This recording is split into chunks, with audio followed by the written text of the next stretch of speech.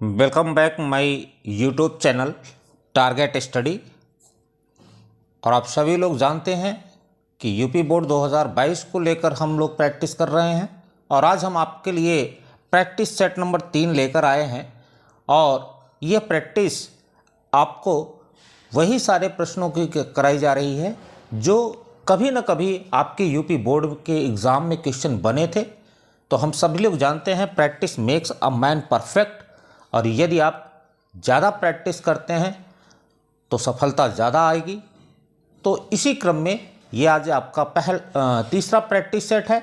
और जिन लोगों ने अभी तक प्रैक्टिस सेट 1, 2 नहीं देखा है तो वीडियो के डिस्क्रिप्शन में लिंक दिया जा रहा है।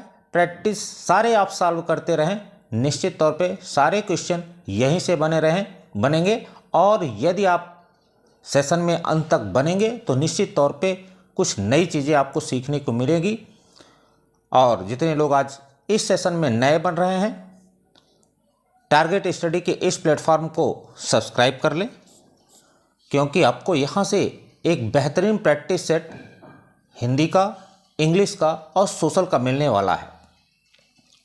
सेशन में अंत तक बने रहने पर यदि आपको सेशन अच्छा लगता है तो एक लाइक आप ज़रूर करें, साथ में एक शेयर ज़रूर करें, क्योंकि बहुत सारे आपके छोटे भाई बहन ऐसे हैं जो ऐसे सेशन के लिए बहुत नीडी हैं। तो ज़्यादा डिले न करते हुए हम सीधे प्रैक्टिस की ओर चलते हैं। और यदि आप प्रैक्टिस कंटिन्यू रखते हैं तो रिजल्ट आपका 90% निश्चित होगा, ये अपना दावा है।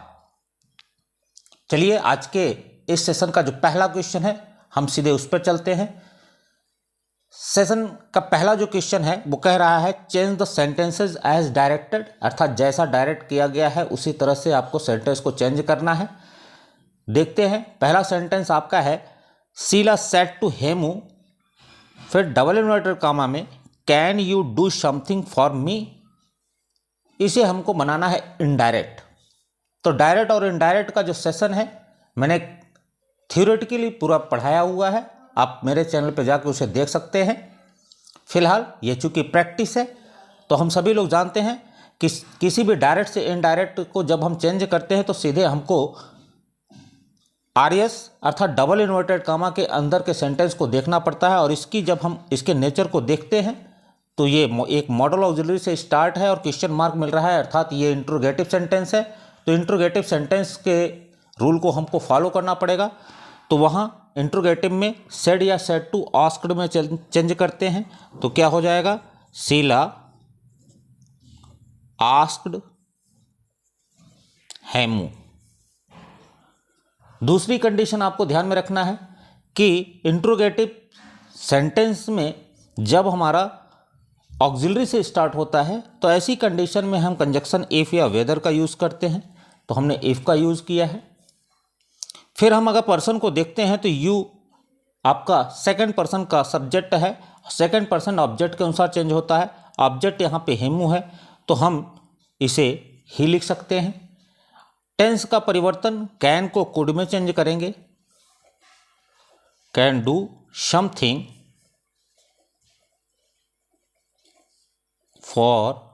अब मी हमारा जो है फर्स्ट पर्सन का ऑब्जेक्टिव केस, और फर्स्ट पर्सन जो चेंज होता है डायरेक्ट इनडायरेक्ट में वो सब्जेक्ट के अनुसार चेंज होता है। और शीला का ऑब्जेक्टिव केस जो बनेगा वो बनेगा हर। क्वेश्चन आपको क्लियर हुआ होगा। चलते हैं नेक्स्ट क्वेश्चन पर। नेक्स्ट क्वेश्चन फिर से कह रहा है Kanak said to him will the teacher not teach us today.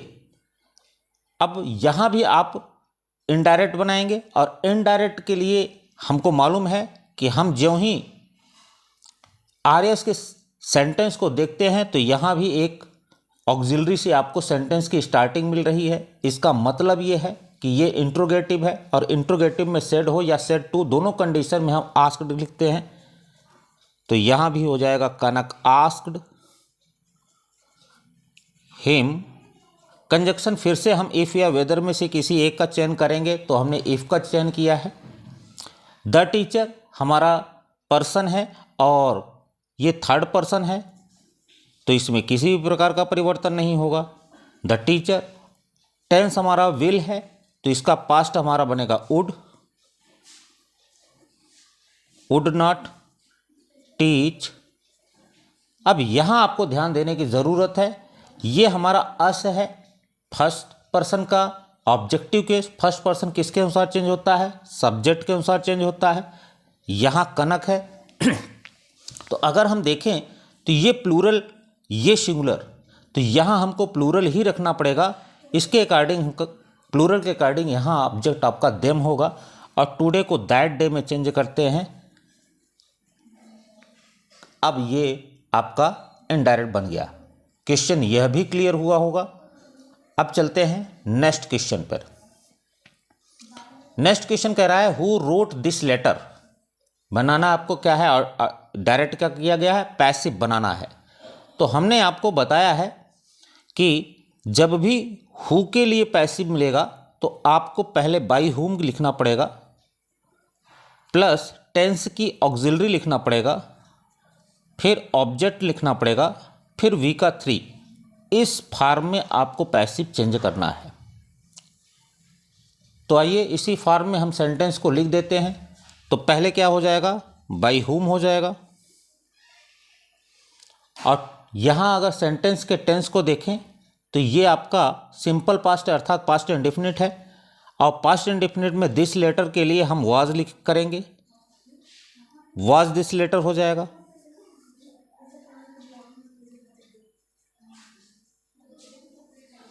उसके बाद हमको वी का 3 लिखना है, तो राइट का रिटन हो जाएगा। ये क्वेश्चन भी आपको क्लियर हो गया होगा। नेक्स्ट क्वेश्चन चलते हैं। नेक्स्ट क्वेश्चन कह रहा है राम गेव मी अ पेन। अब यहाँ पे आपको ध्यान देखना है कि वर्ब से अगर हम व्हाट और होम का क्वेश्चन करते हैं तो मी भी हमारा ऑब्जेक्ट आता है, अ पेन भी हमारा ऑब्जेक्ट आता है।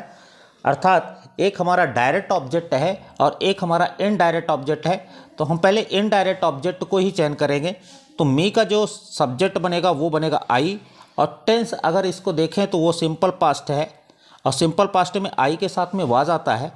I was given a pen by Ram. एक ऑब्जेक्ट आपने इधर से लिया। अब हम डायरेक्ट ऑब्जेक्ट के माध्यम से भी इस सेंटेंस को लिख सकते हैं। अगर हम अ पेन को ऑब्जेक्ट मानेंगे तो a pen was given to me. क्योंकि दूसरा ऑब्जेक्ट आपको यहीं पे वर्ब के बाद में ही लिखना है, बाय राम। अर्थात दो ऑब्जेक्ट आने की वजह से इसके दो पैसिव बन सकते हैं, और दोनों पैसिव आपको जो बना के दिखाया गया है बिल्कुल एक्यूरेट है। आप इसको प्रैक्टिस में लेंगे, यहाँ से भी क्वेश्चन आपके बनने के चांसेस होते हैं। नेक्स्ट क्वेश्चन आपके लिए जो है वह भी बहुत इंपॉर्टेंट है। An intelligent girl solve the problem, identify the adjective in the sentence. इस सेंटेंस में एडजेक्टिव को आइडेंटिफाई करना है। ऑप्शन भी दिया गया है, सॉल्व्ड है, प्रॉब्लम है, गर्ल है, इंटेलिजेंट है। तो हमको मालूम है कि एडजेक्टिव जो होता है वो नाउन या प्रोनाउन को क्वालिफाई करता है, और नाउन और प्रोनाउन को क्वालिफाई करने पर ये हमको मिलता है कि ये नाउन या प्रोनाउन के पहले ही आते हैं। तो अगर हम देखें तो गर्ल हमारा नाउन है और इसके पहले हमारा जो शब्द है इंटेलिजेंट ये एडजेक्टिव है। तो आपका चौथा ऑप्शन बिल्कुल सही हो जाएगा। ये क्वेश्चन आपको क्लियर हो गया होगा। नेक्स्ट क्वेश्चन की ओर चलते हैं। नेक्स्ट क्वेश्चन आपका कह रहा है correct the sentence. Correct the sentence. I saw 2 vermins in the field. Sentence को देखने पे आपको ऐसा बिल्कुल नहीं महसूस हो रहा है कि कहीं से भी आपको इसमें करेक्शन समझ में आ रही है, लेकिन जो स्मार्ट बॉयज़ हैं, जो हमारे स्मार्टीज हैं, उनको एरर कहाँ है मिल गया होगा। तो हम जानते हैं कि वर्मिन एक अनकाउंटेबल नाउन होता है, और अनकाउंटेबल नाउन की प्रवृत्ति ये होती है कि इसका प्लूरल नहीं होता है। तो इसका क्या हो जाएगा? आई saw 2 vermin in the field.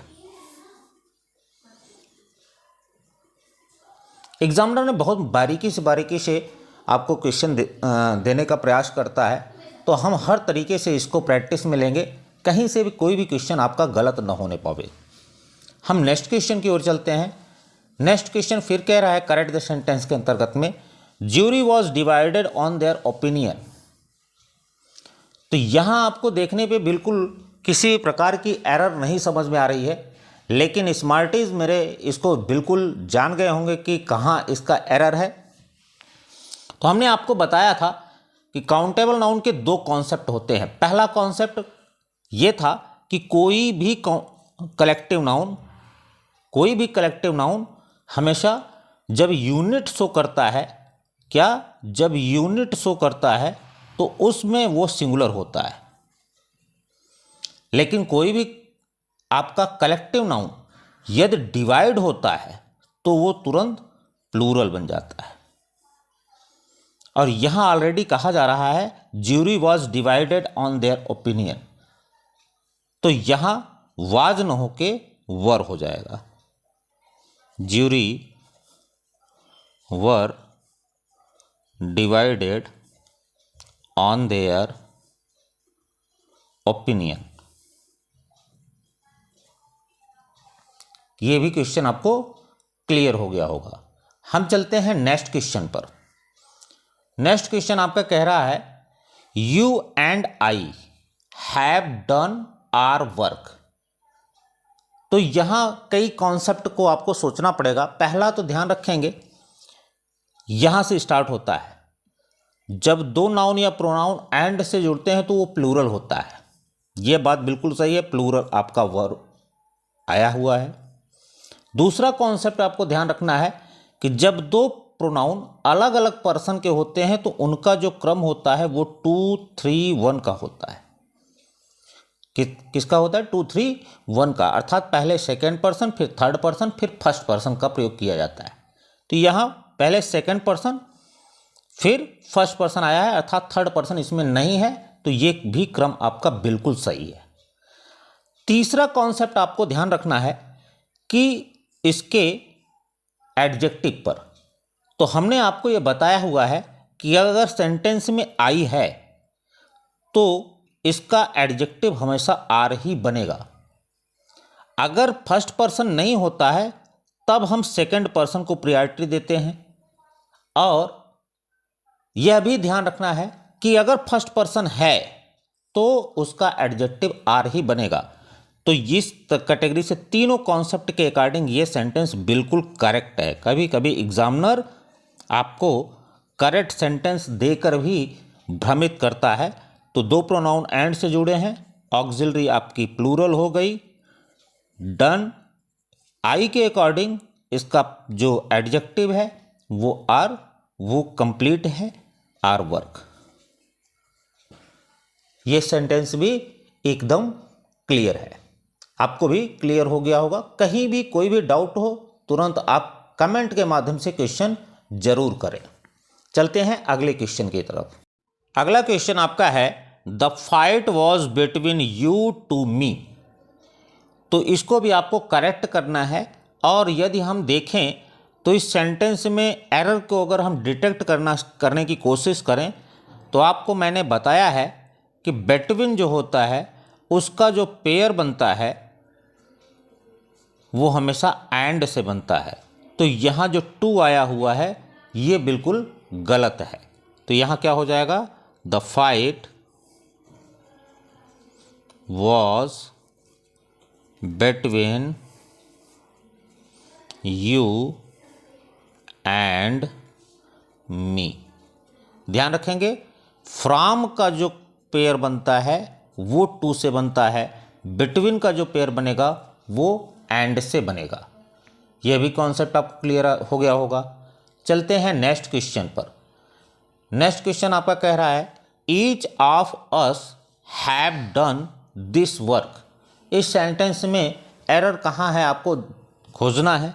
तो हमने आपको बता रखा है कि ईच ऑफ हो, एवरीवन ऑफ हो, नन ऑफ हो, तो वहाँ आपको ध्यान रखना है कि इनके साथ में जो नाउन या प्रोनाउन आएगा वो तो प्लूरल आएगा।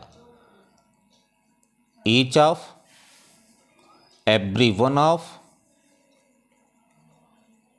None of, either of, neither of,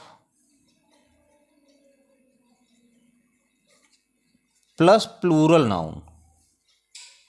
जो नाउन आएगा वो तो प्लूरल आएगा, लेकिन जो वर्ब आएगा वो सिंगुलर आएगा, ये आपको ध्यान रखना है। तो ईच ऑफ हमारा जो है उसके साथ में प्लूरल नाउन आया हुआ है, अर्थात प्लूरल प्रोनाउन आया है, लेकिन ये जो वर्ब है वो भी प्लूरल है। तो आप सभी को जानकारी है कि वर्ब हमारी सिंगुलर होती है, तो यहाँ जगह क्या हो जाएगा, each of us has done this work. Question clear हो गया होगा। चलते हैं नेक्स्ट क्वेश्चन पर। तो नेक्स्ट क्वेश्चन आपका कह रहा है विच बुक इज योर। तो यहां ये क्वेश्चन सबसे इंपॉर्टेंट कैटेगरी का क्वेश्चन है, और ये आप ध्यान रखेंगे। इंपॉर्टेंट क्यों है उसको आप ध्यान रखेंगे। विच बुक इज योर, इसमें आपको एरर खोजनी है। एरर कहाँ है, तो अगर हम देखें तो विच एक ऐसा आपका प्रोनाउन है जो अपने ऑब्जेक्ट को साथ में रखता है, तो यहाँ बिल्कुल ठीक है।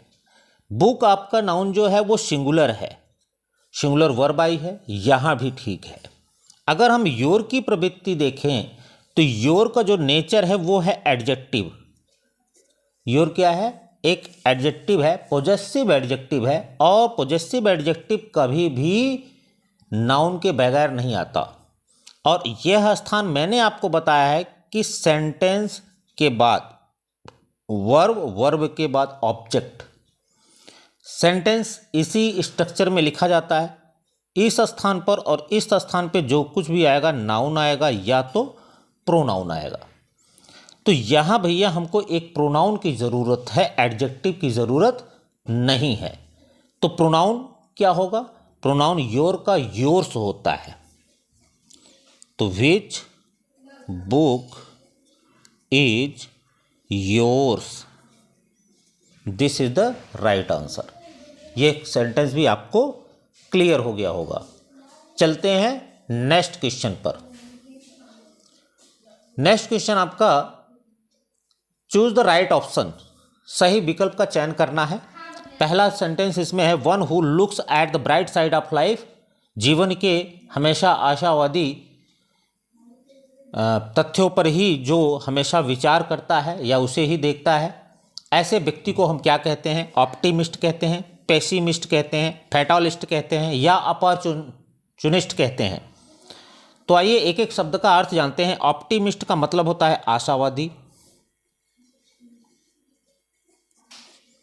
पेसिमिस्ट का अर्थ होता है निराशावादी। ये सारे वर्ड आपके एग्जाम में आए हुए हैं, इसलिए मैंने उन्हीं वर्ड्स का चयन किया है जो एग्जाम में आए हैं। फैटालिस्ट भाग्यवादी, और अपॉर्चुनिटीज का मतलब होता है अवसरवादी। तो हमेशा जो ब्राइट साइड को, लाइफ के ब्राइट साइड को ही देखेगा उसे हम कहेंगे ऑप्टिमिस्ट, आशावादी। क्वेश्चन क्लियर हो गया होगा। चलते हैं नेक्स्ट क्वेश्चन पर। नेक्स्ट क्वेश्चन कह रहा है वन हु किल्स हिज या हर सिस्टर, एक ऐसा व्यक्ति जो अपनी बहन को मारता है या उसकी हत्या कर देता है, ऐसे व्यक्ति को क्या कहते हैं, सोरोरिसाइड, मैट्रिसाइड, सुसाइड या होमिसाइड। तो एक एक शब्द को जानते हैं। यहाँ मैट्रिसाइड में आप देखिए तो इसमें माता का शब्द आ रहा है, अर्थात ये मातृ हत्या कहा जाता है। मातृ हत्या, जो माता की हत्या करते हैं उनको मैट्रिसाइड कहते हैं। होमिसाइड, होमिसाइड में ह्यूमन शब्द का HOM से ह्यूमन आपको समझना है, और ह्यूमन का मतलब मानव, तो मानव हत्या हो जाती है। सुसाइड, सुसाइड को हम जानते ही हैं, आत्महत्या। और सोरोरिसाइड को ध्यान रखेंगे, इसे हम कहते हैं बहन का हत्यारा।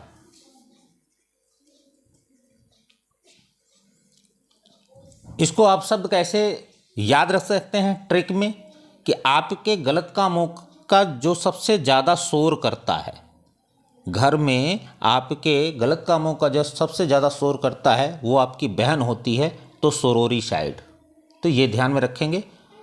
ये केवल छोटी सी ट्रिक है जिससे कि आपको वर्ड्स आपके दिमाग में बने रहें। क्वेश्चन आपको क्लियर हो गया होगा। तो सिस्टर का हत्यारा कौन होगा? सरोरी साइड। नेक्स्ट क्वेश्चन चलते हैं। नेक्स्ट क्वेश्चन आपका है synonym of the word confess. Confess का आपको सिनोनिम से बताना है। आपके ऑप्शन है एडमिट, डिनाई, रिजेक्ट या बैन। तो एडमिट का मतलब होता है एक्सेप्ट, आप इसे कह सकते हैं स्वीकार करना। डिनाई इनकार करना। रिजेक्ट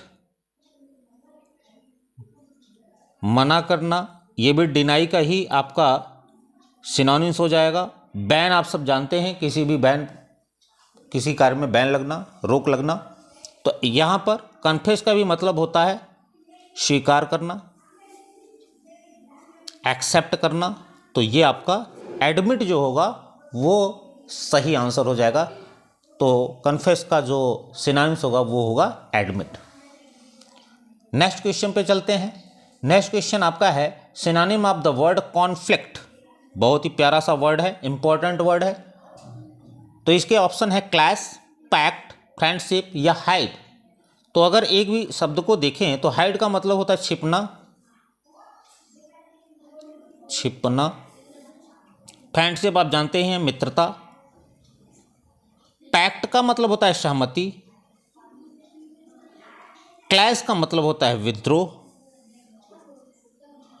और कॉन्फ्लिक्ट का भी मतलब होता है विद्रोह।